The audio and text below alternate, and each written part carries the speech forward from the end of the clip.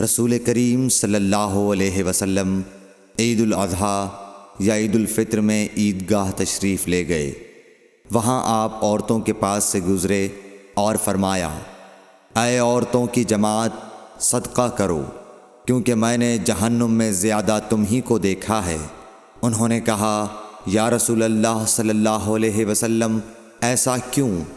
آپ نے فرمایا کہ تم لعن طعن بہت کرتی ہو اور شوہر کی ناشکری کرتی ہو، باوجود عقل اور دین میں ناقص ہونے کے میں نے تم سے زیادہ کسی کو بھی ایک عقل مند اور تجربہ کار آدمی کو دیوانہ بنا دینے والا نہیں دیکھا۔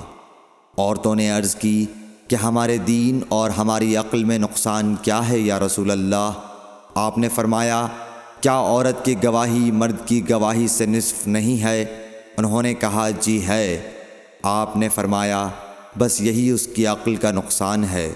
پھر آپ نے پوچھا، کیا ایسا نہیں ہے کہ جب عورت حائضہ ہو تو نہ نماز پڑھ سکتی ہے نہ روزہ رکھ سکتی ہے؟ عورتوں نے کہا، ایسا ہی ہے۔ آپ نے فرمایا کہ یہی اس کے دین کا نقصان ہے۔